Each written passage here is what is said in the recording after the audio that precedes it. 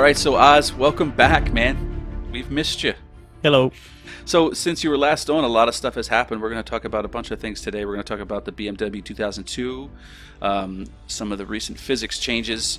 There's been 2 patches, a couple of hot fixes in between. But first, let's start off with the BMW 2002. Have you had any chance to get any seat time with it? I have indeed. Fantastic car. I put one of my recent videos. I said it was the best out of the box car that AMS2 has produced. I think I couldn't find any major flaws with it, and it was just a fantastic car to learn to drive and to drive itself. What did you experience with it? I think as a car, it feels, first of all, it's a vintage car. And by the way, let's address this. It came with a very welcome change, which is that the vintage TC class is now in two different classes. The other one is for the Corvette and the BMW, and the other one is for the Mini and the Lotus, as it used to be. Coming to that, what was, how far can that go? Like, not all vintage cars are going to be as fast as all other vintage cars. Even if you bifurcate the category like that, I always thought it was just like one grab all for, all the different vintage cars. But if you're starting to split off into little tree branches, how far is that going to go? The next vintage car might outclass both the BMW and the Corvette, right? It could, but ultimately, what I'm thinking about is you can always multi-class them yourself, so it's not a problem.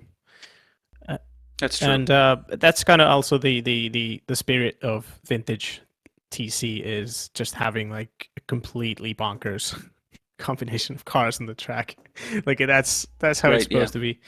And if you look at like the Festival of Speed, for example, where they have the Mini next to the massive Ford Galaxy, it's great. But but back to the 2002, I think it feels like a car that I think it probably maybe has a higher center of gravity than some of the other more modern race cars. And what that does, or whatever causes it, actually, it doesn't really matter what the explanation is, but it has that nice response to the weight transfer. So it does feel a bit bubblegummy, which is fine because it's a vintage car. It sort of fits my expectation. I don't know if that's realistic, but it's kind of bubblegummy and like leans and rolls and dips and squats, and that's fine. I think it has a very gradual, progressive response to its own weight transfer, or not weight transfer, but weight transfer, and the way it just like the suspension adjusts, not adjusts. What's the word? right. It shifts, rolls. Yeah. I think you can really tell what it's doing. And it's just really, it's kind of like a perfect. It does everything in a very neutral way. Is what I'm getting at. Yeah, I was gonna say neutral. I felt the and same slowly, exact way. I mean, it has it's own. not too quick to roll, so you Right. don't need to have fast hands. It's important to remember it's not a race car. It's also a production car that has a number on it. This was designed for the road. Yeah, it does have a roll cage in it. I don't know what it's probably like a production car with a roll cage in it type of deal. Yeah, I think that there's safety modifications after the fact for sure. I did read up on it a little bit, and that they manufacturer actually increased the front anti-roll bar, which is actually one of the setup adjustments I made when I made the build, is I stiffened the front a little bit. It's because the tail end it's got a really interesting weight distribution. I think it's got more weight to the front, but it's a light car, so the rear end is particularly, it flaps a little bit in the wind, but it doesn't do so like it doesn't have like that heavy inertia that a rear engine car would have, like a Porsche, where you have to like kind of capture it and control the rear. This one, the rear kind of follows the front of the car, but then when you get on power, it behaves like it's just a wonderful power oversteer kind of sensation. It doesn't seem to have that much yaw, like snap yaw, but it can get out of place, but in just a really controllable way. It's really fantastic around the corners, I think, and that's probably because the front weight, just the nose, the tail follows the nose in a really pleasant way. But I remember Cars at AMS2 website is the first, reference I saw that how light it was. So it only has 160 horsepower, right? Actually, it has a fair bit more than that in its race form in AMS2. It has about hold on, 185 was it? I need to check. Yeah, I read about all of these things in real life, and then I go to Racin, and sometimes they're a little bit off. There's got to be some reason, and I think they're probably pulling the data from different sources. Like they might have boosted it in some way. Could be boosted. It has 100. I measured it. It has 199 horsepower. That's nice, and it's really light. Yeah, I mean, who knows what the actual weight mass is in the sim, but like around 1,000 kilos should be in real life. So actually ends up that it has a bit better power to weight ratio than the Corvette, right? Which it competes against. But yeah, it does. At the same time, it does lose to the Corvette a bit on straights, right? It does. It's fantastic. Yeah. It was the first time I ever experienced a loss of a race that I actually enjoyed losing. When I did my test race against the Corvette. I know it sounds funny, but I beat the Corvette at the end. I was at Imola 72, and I beat the Corvette at the Ravazza.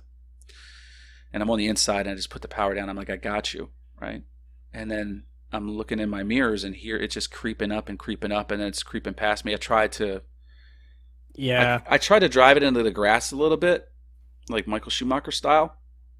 Didn't he? The AI had nothing of it, and just got me at the line. It wasn't much. I think at the end of Imola 72, if you include Tamburello and the entrance to Tosa, it's probably maybe 2 car lengths, and that's a really long drive.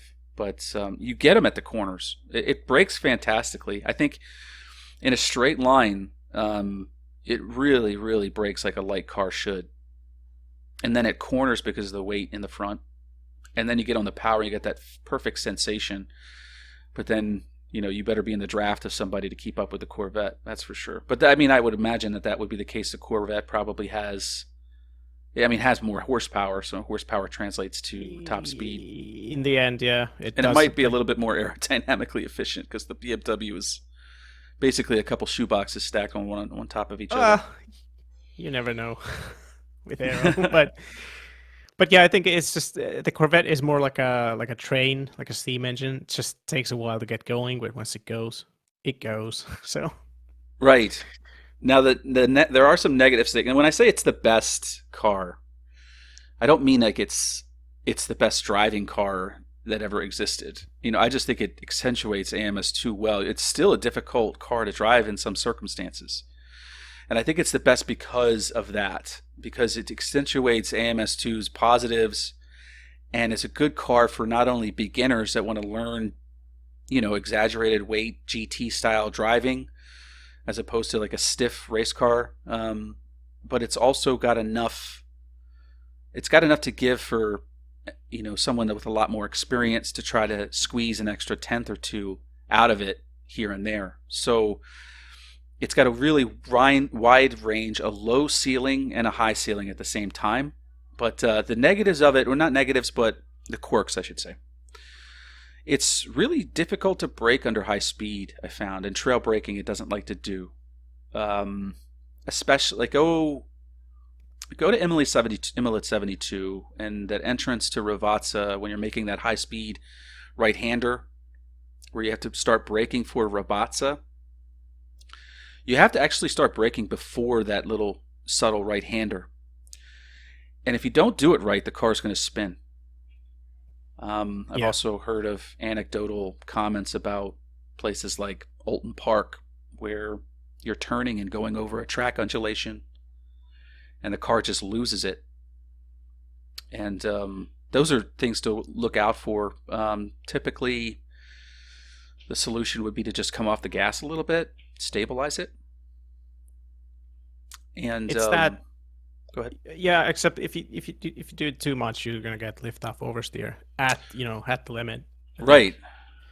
And yeah, that just goes back to how much this car responds to its own weight transfer, which kind of seems like it's just the way it is, and maybe it has a higher center of gravity, so it's like everything is exaggerated that way. Yeah, So you you definitely don't want to brake when you're going over an undulation or you're turning over an undulation. It's just going to get out of shape. And I think when you come off the gas, you have to do it in a very deliberate way that you understand that you're trying to get the car to neutral, as opposed to just like, oh, I'm overcooking the turn, I'm coming off the gas. No, you want to like sort of be really deliberate with your throttle inputs when you come off the gas. You don't want the car to be neutral when it goes over these difficult spots. And then you re-engage the car when you're over them, so that it's sort of like a car that it felt like an extension of myself a little bit sooner than a lot of other cars, and I found like learning the tracks, considering what we're just discussing, was way more enjoyable to me. Learning the tracks in this car was just a fun experience in and of itself. But there is a couple of things that you could consider a negative if you're looking at it from a certain perspective, like a realistic point of view. Did you get any sensation of this, the famous turbo lag? Yeah, I did. I think it's not massive, but you can stare at the turbo boost gauge and. See, I didn't feel it like the way it's supposed to be. Like the things I've read about it was like it's supposed to punch you in the kidneys or something. Well, it kicks in, and you don't have virtual kidneys in a sim, so borderline lethal. That's what another term of art was used to describe it. But is this from the 70s when they thought that going over 60 was probably? Well, yeah, I mean, it is a road car, so, the thing that I would counter that with is I don't think the turbo was supposed to kick in until 4,000 RPM. And for the most part, when you're on track, you're over 4,000 RPM. Yeah, you don't really... I don't think you feel the turbo in a sim. Like in any of the cars that you have, you can tell that, okay, now the turbo is not really there yet, and okay, now I got the turbo. It doesn't feel like anything. But if you drive any car with a turbo in real life, you can really tell. Like it's this sort of like push that you get, and so I can imagine, especially if the 2002 has this. I'm not gonna. I don't know what. Maybe look at like an older turbo where it's designed to also to function at high RPM, so it's just gonna like whip more than a modern turbo would. I think that if you really wanted to feel a spool type turbo, get into the Formula Classic Gen 1, get into I think in that you're going to have I don't know if you're going to have a good time, but you're definitely going to have an interesting time. If you're Luke, you're going to have a good time. If you don't have great throttle control, you're going to have a bad time, but it's something you can learn. Yeah, definitely. I mean, it's not inaccessible. I'm not saying that that's the case. It's just something that I kind of expected that sensation with this thing. I didn't get it. But the other thing was, is the car realistic? And that's, I hate to bring this topic up, but I wanted to address it. I don't know if it's necessarily realistic to the car. In real life, there's only 1,600 produced, and I don't even know if there is anybody that's actually driving it in anger that would be able to inform the discussion about the actual on-track driving behavior, and moreover, whether or not AMS2 simulates that. But the reason why I bring this topic up, is because it was one of the comments on my one of my YouTube videos was that the car didn't feel realistic to the person. Coming from his experience with, vintage cars and AC. So I want to address that a little bit in a little bit more detail than a YouTube comment. And And the way I'm going to approach it is, I'm not sure. It's hard to tell if AC has it right and Yeah. AMS2 has it wrong, or if vice versa. Difficulty, I think, is a sort of a sense of realism, because I always have a deep ingrained thought in my mind that difficult cars that were in real life should be difficult. But in sim, we kind of associate realism with believability. And I think that's a little bit, we're in some kind of like gray area. What do you find is believable? Is that real? Yes, then, then that answers the question for you. It's a subjective thing. We've talked about this in the podcast previous to this one. But yeah, I don't want to belabor the point. Did you have any thoughts on that whole grand subject of believable realism in sim? Yeah, it's an old topic that probably goes as far back as the 90s. People comparing, what would they compare? Like those GP games, Right. like Grand Prix 3 to something like Indy Racing 2. I don't know, and then Grand Prix Legends. Right. But in this case, yeah, I don't really even know what it means when someone thinks that AC is realistic and AMS2 doesn't feel realistic after that, because I don't know how AC has now been sort of certified to be realistic, especially the cars that you are driving, which might be just like mods. Like they can I've driven some fantastic mods in AC, and don't get me wrong, but I Right. don't know if they're realistic. I never gave it any thought. Like, We had a conversation about this a couple of weeks ago, and you were saying that there's yeah, a mod pack about 1920s cars, like 1895, the first car. And like, how do you, my first question was like, how do you get the car early parameters for those things? early Grand Prix cars. Yeah, And you said yeah. they were fun. I said yes, fun. They're fun. I like. Who cares? They're Yeah. fun, and they're believable enough. And like I guess, yeah, believability is, well, if you don't feel that it's believable, then yeah, sure, but it's gonna feel different. So you kind of have to adjust as well. You gotta have to get used to the way AMS2 feels. That's the way it is, and there's that nice word. I'm not sure if we used it on this podcast, but there's that word to that can be used with sims, and it's that they are equidistant from being realistic. They do their own things well, and some other Right. sims do some other stuff well. And who's to say, really? And it could depend on the car. As long as the car makes sense within the game, within the game's physical universe, then, and it makes sense that yes, this is a boxy car and not maybe has a higher center of gravity, has a turbo, has some turbo lag. All these things you take into account, and it's like, well, yeah, it feels like the car that is supposed to represent within AMS2 Yeah. after you've gotten used to AMS2. Because when I change sims, I'm completely lost. That's always the case. And the sim that I start playing, if I go play Race Room, it's just like, well, this feels weird, but I don't blame it for being unrealistic at first. So yeah. The Anyway, reason why that's I wanted to dig a little bit deeper on this, and it's I was listening to an interview by Douglas Thompson the other day, and he was interviewing a casual sim racer. Nice guy, great channel, everything. I've seen some of his content. He's an AC fan, ACC fan. He plays a little bit of AMS2. But he mentioned how he has he's trying to build a modding company for AC. And one of the things that he mentioned was, trying to make the cars feel right. And I was thinking, okay, so that's an approach to modding. And that's just sitting down in the car, turning it on and driving around a couple laps. Does it feel natural? Does it feel right? Whereas I think we need to distinguish this from AMS2 in a little bit, in that first off, AMS2 is different, but it doesn't mean it's different in a negative way.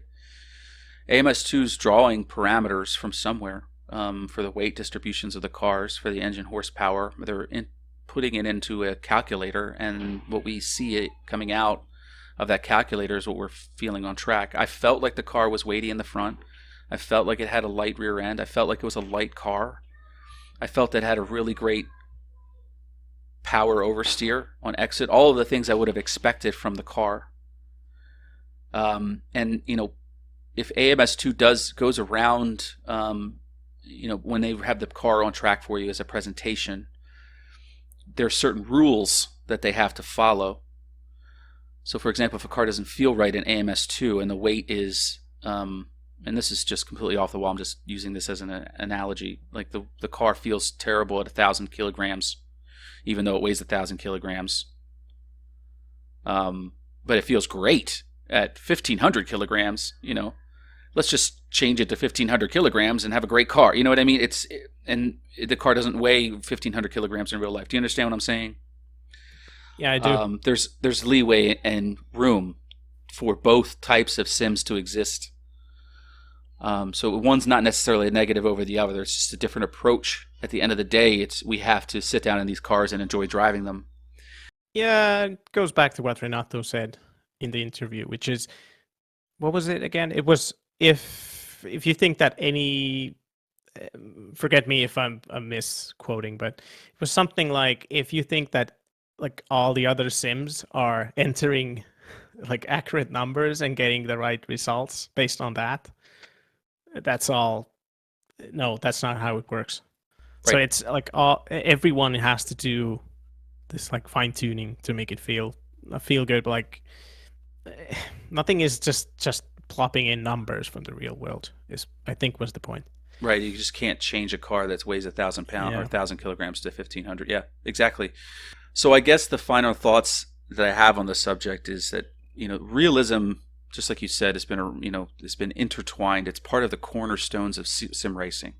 I hesitate to use it as like a bludgeon and a comparison tool for different sims. You really have to know what's going on underneath the hood to be able to do that, I think. And in my mind, AMS2 is operating by just a different set of rule sets than AC does. If you enjoy one or the other, jump into one or the other as you see fit. Okay, so exactly. You've been away for a couple of weeks. We've had a couple of patches. We've had a couple of hot fixes here and there.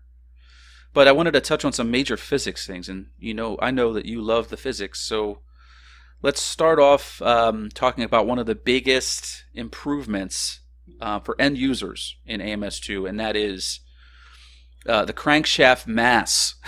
Now, people reading the changelogs will not understand the significance of a crankshaft mass change would be. Neither did I. I am shocked, but it really has a huge impact on the cars.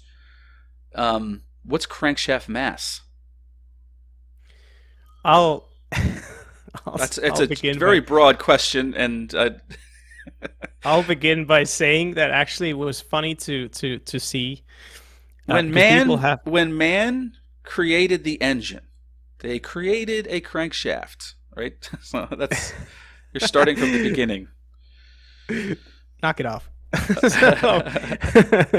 So I was gonna say that it's funny because people have been programmed to think that that Manda's engine is this like Simcade engine, or something along those lines. And then I saw a few people being like, "What? Like they changed the crankshaft mass? They have to think about that stuff? Does that affect the driving? What? Like, wow! I didn't know it goes mind blowing." Yeah, and the reason it is there, so it's not just it's not there just so they can say we simulate the crankshaft mass. It's because when you rev the engine, there's a couple things that happen that make a big difference to just how the engine revs. This is before we even get to the driving part. So just revving the engine, you've got the crankshaft mass and the flywheel and the clutch. All those things together will basically um, stop the engine from revving too fast. Well, not that it stops, but just that limits to how fast you can climb the revs. And then you've got engine compression on the other end, which is the engine when you lift the throttle, or just not even lifting the throttle, but when the pistons do their job, the compression is a major resistance force. And when you lift the throttle, all that engine compression is going to break the engine and drop the revs effectively. Right. And if you don't have enough crankshaft mass, the revs are just going to drop like a stone. Right. And that could actually be by design. You could have an engine that has a titanium crankshaft, whatever, and like other parts, but the crankshaft mass is probably like you can leave it at that and just add all the other moving parts in connected to the crankshaft. You can probably just like simplify it to the crankshaft mass, but like you could have titanium and everything in the inside the cylinders, and that would actually make the revs drop like a stone. When we get to the driving part, well, first off, I'll just mention that just getting the just getting the revving feel. I'm gonna say right. I'm not gonna say realistic, but right. Like in the sense that it just feels like meaty. It feels substantial. Right. I think that's what it did to a lot of cars. And now when we get to the driving part, it gets even better because the crankshaft mass seems to affect how well. I think in my experience, at least, it seems to affect how well the engine compression turns into negative torque. So this is from effectively, I'm talking about engine braking. Right. So it has an effect there, but also perhaps if your rear end. Oh, another thing that actually happens is if you use an H shifter and you forget to blip when you downshift, it can happen mid corner that you just spin around because the crankshaft mass will also make it so that if you force through the rear tires, if you force the engine revs to climb fast, the mass is effectively stopping that from happening. So then you get a shift lock situation. Yeah. And there's all kinds of stuff that actually is now the end result of That's why crankshaft mass being higher, or let's say revised. It could be lower in some cases, but I think in many cars it's actually higher. It seems higher. So it's the why you have to throttle blip in the first. It's one of the reasons why you have to throttle blip in the first place. People just think you just do it, but this is the reason. No, this is the reason. You can take the Group A cars, the DTMs, for example. If you forget the blip, let's say going from third down to second, and you don't blip, and you will end up at high revs. You will get a nice drift going, if not just spin. So there's that, that's one of just one of the results from this. So that's why you have to get all this detail right, and that's why the physics and that's why these physics engines are so complicated as well, because it's not just programming the car to behave in a certain way. It's like all these components working together to form this very detailed thing that you drive. So going back to our previous conversation, who knows what the crankshaft mass of a BMW 2002 Turbo is? You'd have to literally pull out the crankshaft of a $1 million car and figure it out. There's no, unless you want to go to Germany and dig through the BMW archives. Like it's like, what do you have to figure this stuff out as a dev? Sneak into the BMW museum. Yeah, exactly. Please don't do it. You have to rappel through the skylight and kind of Indiana Jones it, I guess. Mission Impossible style. And just have the night vision, and then you have the moment where I'm running through the archives with the guy with the book, and then you're at the skylight and you say toss it up, and I'll toss it up, and then you'll give me like a wink and then smile real sinister and leave me there, in the archives by myself to get caught and you escape in a helicopter. Maybe I I took would that a never little do bit too that. far. I would never do that to you. Don't worry. Well, it's just for a movie, man. It's just for the AMS2 movie. Automobilismo brasileiro. Yes, Yeah. exactly. Okay, so the next topic, tire treads, and we see a lot of tire treads. We're seeing a lot of tire tread updates, minor tire tread adjustments to 10 different cars or 5 different cars every hotfix or update. So, Oz, do you know anything about, can you give us any insight about what these tire tread adjustments are doing? Uh, Usually, from what I've, there's all kinds of stuff in the SETA tire model. So you have so many different parameters that they have to tweak, and they have to tweak them. The reason it says minor is because they can't just be like, okay, major tire tread adjustment, and then And then then I they would have a haven't heart attack. like, yeah, because it could leave the car like completely out of balance otherwise if it has been set up against a certain kind of tire. This is Mhm. important, by the way, because this goes for any sim out there probably, but like you have to set up the car and design its like suspension and diff and all the other stuff for the kind of tires it uses, or it'll just behave weird. Well, not weird, but not optimally. So they're doing these small changes towards something that they know would be better, and just probably finding new stuff as well. But yeah, it's sometimes you can feel after a tread adjustment like this to the I think with the F classics they just feel a bit tighter. Right. So basically, when you go fast, the slip angles they'll feel more. They still feel Not spongy, you just can still noticeable. feel them. Yeah, punchy, tighter. Right. Yeah. So there's small stuff like that, but you could also have there's also slip like effective longitudinal slip angles. So how much slip it allows when you Right. brake. So how easy it is to lock up, but also if you get wheel spin. And this is this is still I think it's still like an ongoing thing with the GT3 tires. So don't expect these to stop anytime soon. But yeah, there's a lot going on with tire treads, and you have to also keep in mind that because it's a physical tire model, um, it's much more complicated. They don't just adjust curves like this is how we want the tire to behave. They're Empirical more, curves, which is what most other sims are using, right?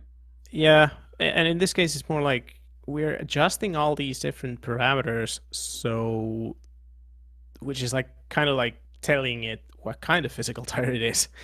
Hmm. So I don't obviously I don't know more than that, but Well, I think of the it's tires. very interesting. I think of the tires for SETA is it's not just grip. It's basically all what comes down to is grip, grip and slip characteristics of the tires, contact Yeah. patch formation, Oh, that too. Yeah, but it's also very important. temperature, how it transfers Hmm. temperature through the tire, and then also how the tire affects the suspension in a way. Because each of the Oh, tires yeah. you have to program the spring. It's got to have a bump and it's got to have a rebound kind of effect to it. It's got to have a tire wall that will affect how it rolls and shapes the contact patch, how the contact patch translates heat. So there's a lot of different things going on, which ultimately leads to you turn in with the Porsche and it turns in better. Yeah.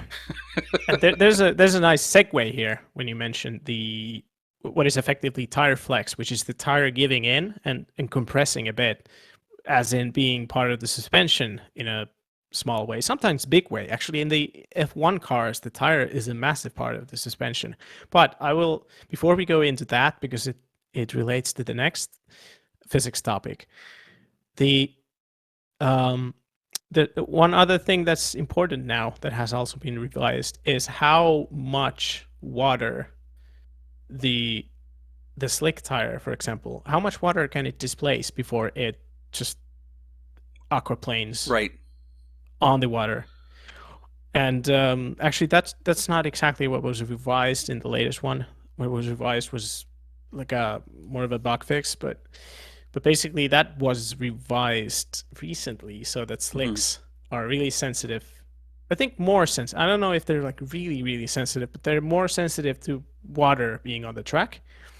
If there's enough water on the track, you're just gonna skate around Right. if you go at any speed Of course. because the tire is not making contact with the road. Instead, it has that film of water between it and the road because it's a slick. So it has effectively no ability to displace water, unlike wet tires, which is what the grooves or the tread there is designed to do. It's designed to displace water. Right. Yet another thing they have to think about. So, it's very with live track. When it works, it's amazing because it's all just like it all just happens organically with these tires. And I think that it's a good point that live track is, we have a tendency to forget it's dynamic. Now on the screen when you're driving, it'll say at the top when you're in the pits, it'll say the track is moist, it'll say the track is wet, it'll say the track is dry. But we can't forget that those are just points. There's in between points between moist and wet. And I know for sure when I go out on track and when I'm about to drive and I see moist, I'm like, okay, softs can handle this. Yeah. So you'll take a soft slick tire and you'll go out and be fine in moist, but then then there's a transition to wet. So what they're doing is they're basically tightening up that transition so that the slicks aren't as effective into more wet conditions. Is that right? And you know what's what's you can't even push it. more You can't push it long, 1-2 more laps. You have to come in once you see the accumulation on the track. You have to come in to get wets. Exactly. And what's more amazing is, what if it's the other way around? It has rained. You've been out in the wets with the wet tires, and but you see, there's a lot of sunshine. You see water on the road, but there's a dry line. Now you can actually drive on that with the slicks, but do you take the risk? Because if you go off the dry line, whoops, right. It's no, with slicks, it's pretty. You really need to be careful with slicks driving on the dry line. So is my point. But that's the kind of stuff that's in there. But you have to have these. You have to have these threads that have all these parameters telling it how it actually functions. Right. In any sort of condition. So yeah, it's all amazing. Did you? I have a question. Do you watch the Michael Fassbender documentary? Oh no, I didn't, but I've heard good things. So gotta watch it, man. Gotta watch it because it's kind of eye-opening. There was a race that they had at Spielberg, and half the track was completely wet, and the other one was was wet, and then the other half was like saturated. And because of the pit windows and the driver exchanges, they decided to keep Michael out on like these saturated conditions with slicks, and then they changed them to intermediates, and that wasn't even enough.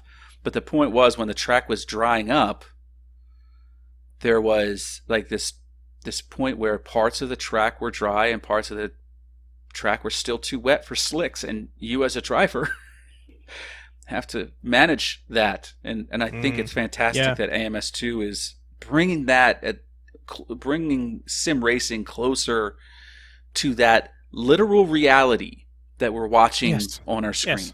And it's fantastic. Because you already get the clouds, like rain clouds, just covering parts of the track. So one part of the track could be dry and the other is just soaked. That can happen. Usually it's not that contrasty, but it can happen. And you get these like really wet parts of the track while others is still just under some, like it's just a light drizzle. So it's just a bit moist. But other parts could be like soaked. And and then you get the dry lines and yeah. I mean, just thinking about it, like it's challenging to drive under those conditions. It's challenging. It's a mental process, and then you have to decide when you're going to come in for intermediates or wets. Or back to slicks. And once we get these tire treads just like super polished, you'll also have like the wet tires that probably already do it. But if you stay on the track with the wet tires for too long, like they are decent enough, but they will overheat for one Right. thing. So there's all this stuff that you have to think about, and it'll all be dynamic. It is already all dynamic, but I mean the tire treads are obviously still a work in progress. So all of this is just like it's right there, and it already works in a bunch of classes, I believe. But it's Right. like this is really exciting stuff. The next thing, the next physics thing was aero pitch sensitivity. I thought that was an interesting Yeah, this has to topic. do with the tire flex, the tire compressing a bit and being part of the suspension, Right, it's a I segue. believe. The tire being part of that, but I think in this case they were actually working with how the cars respond to the splitter cutting through the air. And Yep, some it is. cars have different, cars with front splitters, they all have pitch sensitivity. And what happens is when the car, when you say you're braking and trail braking, you're turning into a corner, the car's pitching forward, the splitter's grabbing more air and pushing the front tires down. And then the opposite effect when you hit the throttle and the back of the car lowers to the ground and the front raises up a little bit, it's letting more air underneath. And if it does it too much, it's literally pushing the front of the car up in the air. So Yeah. that's an interesting fix, and I think that they touched on the McLaren 720S and the Corvette C8R, which I think were particularly pointy cars out of the Mm. box. We can You can change the stiffness balance of the cars and change the aero balance a little bit, but I don't believe either of those two cars have front splitters. It's just set in stone. You can't make it a change to the splitter to Yeah, reduce yeah, the yeah. effectiveness of it. So I also know that, for example, the McLaren McLaren 720S is sort of in this little glass jar on a shelf. It's just like its own thing in AMS2. It's its own. Not to say it's bad or good. It's just I think it would be like a model car. It's a model race car in AMS2 right now. It's so fantastic to drive, almost too fantastic, if that makes sense. But one Yeah. of the things that it does, it really it squats a little bit, which means that the rear Mm. lowers when you're on throttle. It's one of the reasons why it has such great traction on exit. It just wants to it just does not oversteer. It seems that the pitch sensitivity is going to affect the corner exit of the McLaren more noticeable way than in a lot of other cars, because it just relies on that pitch sensitivity to keep the nose down, to keep that nose turning while it's under acceleration. Where if that goes away, that squatting is going to just plow the car off the track. Can I can I explain Sure. to everyone who don't know about this is why the aero pitch has to do with the why it relates to that as well. Because the aero pitch, if you have lower tire pressures, for instance, let's take the group C for example. If you lower the tire pressures, what happens is as you brake or even as you go if you, as you go faster and you get more downforce, the tires are going to be like squished and compressed, and effectively your nose is going to be a bit lower to the ground than you might expect. Which, if you have high aero pitch sensitivity, you're going to get that nosiness, pointy feeling again. And the fact that tire pressures affect this as well is really fantastic to me. Yeah. Also, if you go too low, even I'm not even talking about bottoming out. Like if you bottom out the front of the car and the splitter hits the ground, you're getting Yeah. really good aero, obviously, but you're starving the rear diffuser, which could Ah, lead to bad rear bad times. instability. Yeah, bad times. I I've been there Yeah, so many times the in back end would one of come the out. F1 cars at Eau Rouge, right, Dion. I've Right. been there. One of the other cars that I found was also, interestingly enough, was actually quite sensitive to aero in general. Underneath the car was the BMW M3. I'm sorry, Yeah, M6. Excuse me, the GT3. yeah, I meant to say that one. You could feel a noticeable difference if you change the ride heights in traffic.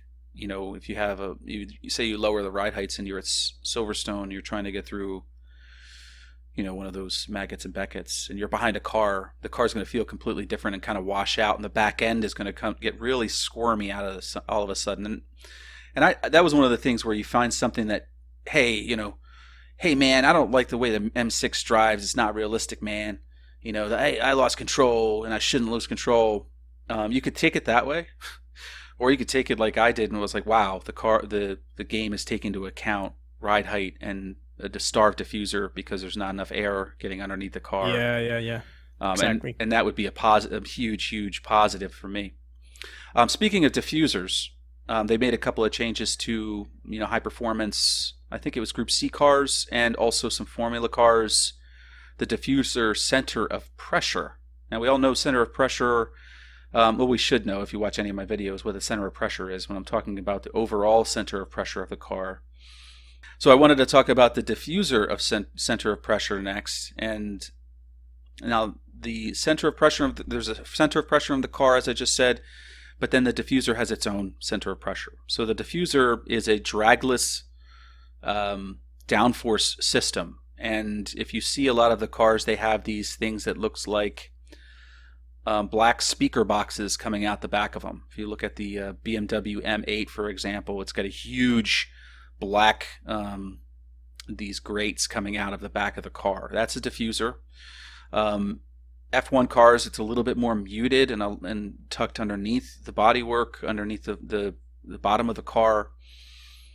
We've talked about this with regards to the BT46B when we started talking about blown diffusers and how they work, even though technically the BT46B didn't have a blown diffuser. We learned a lot about diffusers back then. So this dragless system is basically, it acts like a rear wing, but it uses suction and it sucks the car back down to the ground. Now the diffuser, and there's a parameter in the Madness engine where you can change the center of pressure where that downforce is located for that diffuser as a component, and you stick it on the back of the car and where that downforce is. It's a minor thing, but ultimately it would change whether or not the back of the car is getting all of the downforce, the extreme back of the car, like by the tail or by the rear bumper, wherever you want to call it, or it's a little bit more forward, which would give the entire car a little bit more downforce. I haven't actually driven any of the cars yet on that, but I'm interested to see how that works. If it's helping the overall downforce as opposed to just, you know, increasing the rear downforce in general. Okay, so a couple more things before we wrap up today's episode. Real quick, we have to acknowledge that Racin USA's less than a month away, man. And this is a big month for Reza. They've already had a sale last week, and I believe we have Black Fridays. Looking forward to Black Fridays. A perfect time to release a DLC, in my opinion. Yeah. So Renato, on our podcast with him, he alluded to some big physics changes, and I'm really excited about that. And last time they had Racin USA. Too. Last time they introduced, when they brought out Part 1, there was a big significant change in the driveline, and that made the cars feel phenomenally better than they did before. And I'm kind of expecting the same kind of thing, to be honest. It makes me nervous. Yeah. That Renato mentioned it in the interview. Just makes me think that there's something in store, like a... Yeah, finding. It's not going to be a minor tire tread adjustment. It's going to be something else. Probably not. The timing and the fact that it's like we're going to have major physics revisions. Yeah, it's saying that it's something exciting in the physics department, but yeah, impossible to know what that is. So right. So I mean, really, I don't know. What's it? Well, I'm looking forward to it. It's going to impact my I'm channel looking and all the forward work to. that I've I'm done. just gonna, yeah, just have to redo the Porsche Cup and the M1 like for the Yeah. 700th time. Endless content. Yeah, It's it's like the endless. mail. The mail never stops. Groundhog Day as Oh well. yeah, for physics. But yeah, I don't know what it could be, but I'm excited. Yeah, And me too. And then as far as cars and tracks, we've already discussed this in previous podcasts. I don't think there's been any more speculation about what. Honestly, I think they probably listed every track in the United States at some point, somebody. But I think there's some, the speculation, yeah, yeah, we've as we've part of the previously speculation. talked about the tracks in previous episodes. The cars, on the other hand, we do know that the car we have strong indications that we're going to get some type of '90s kart. So I'm looking forward to that. And open This wheeler was tradition, it teased. has to be IndyCar. It has to be IndyCar. So Yeah, this was teased on Twitter by, I think it was by Reza, as a reply to Empty Box. I'm not sure if we already mentioned this before, but yeah, there's that indicator at least. but I also expect some out of the I'm box really cars. excited. I expect some out of the box cars too. Something that no one would probably expect. So we have a lot of stuff to look forward to. And then finally, let's wrap this podcast up with our recent drives. And Oz, will start off with you. You mentioned you drove the Porsche GT3R, the GT3 Porsche, and at Long Beach, Yeah, your favorite place in the whole wide world. yeah. I just decided I haven't driven it in a while. It's one of these cars that gets these constant minor tire revisions. Hmm. Man, it drives like on rails, but also loose at the same time. It's wild, and I like Porsches the way the way the rear end is a bit weighty, Yeah, like has mass, obviously in the rear, but it just keeps getting better. And I think even though it sounds like a spaceship a bit with all the transmission whine, it just sounds so good going down the streets of Long Beach. I mean, what wouldn't? Speaking of which, long overdue for me. I don't know why it never did this, but I drove the Copa Uno at Long Beach. you'd think that would have been the first thing you did.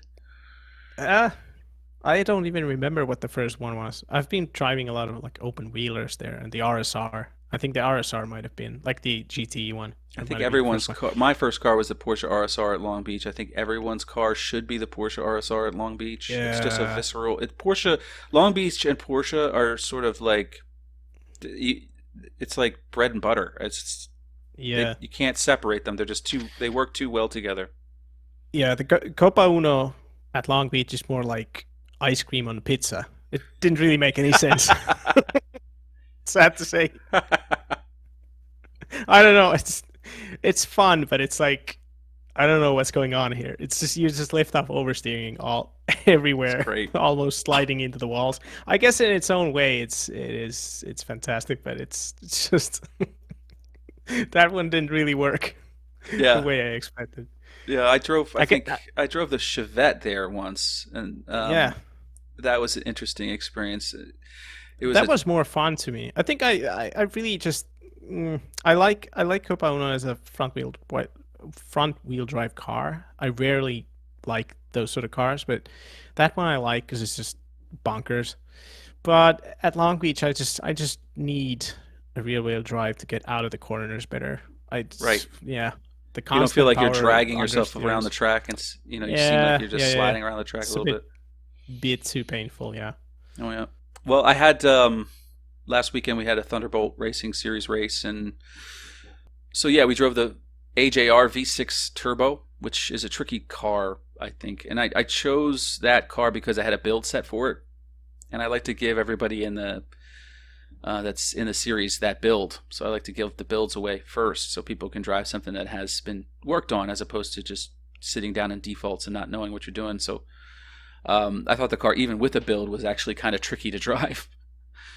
Interesting thing about that, we were at Santa Cruz, which just absolutely obliterates the front right tire. So it became an exercise of trying to figure out a build for that car that kept the front right soft tire, because it doesn't even have hards or mediums, it just has softs.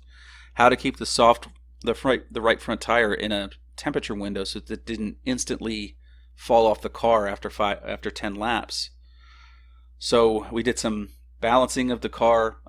We did some ducting work, obviously camber pressure appropriately. And what I did was it turned the car into a little bit of an experience on the exit, but I had a decent aero package. I threw a ton of downforce on it, which slowed the car down in a straight line, but I made up for that elsewhere with some gearing adjustments. So the car turned out to be really, really fun to drive. It was tricky and challenging, difficult to maintain consistency, but I also learned something from another competitor, Laz. You know Laz, right? Yeah. He did something that I didn't think of. He opened the front ducts 100%, okay, which reduces the core temperature of the tire, okay, so it doesn't overheat as much, which is pretty big. But he also added some engine braking, I think, because I was watching his replay, right, and he added a bunch of it because he was not braking on a lot of the corners that I was braking. So what he effectively did was he was able to change or keep the stiffness balance that I had by default, the one that I changed when I made my build to make it a little bit more oversteery to protect the fronts. He kept the stiffness balance and, you know, was able to reduce the front temperatures of the tires, and then he used the rear tires to provide the braking. So he would just come off throttle, and then the car would gradually turn in, and then you just feed the throttle back in without even getting, like, his front ducts were bone cold, like blue, dark blue. Well, well done, Lars. That's an IQ 200 move. It is, and I feel like it's one of those, the student is now the master kind of situations. But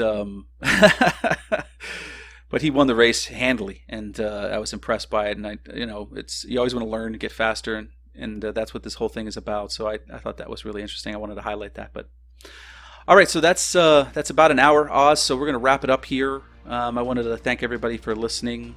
Coming up on the channel, we have a huge November to look forward to. A lot of things coming as far as AMS2 is concerned, as we are expecting.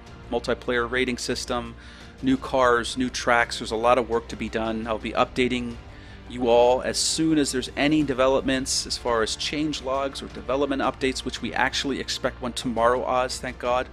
Been waiting one for 2 months at this point. But we have a lot of stuff to look forward to. So I wanted to thank you all for stopping by and wish you all the best of luck. Take care. Shakara Bagua.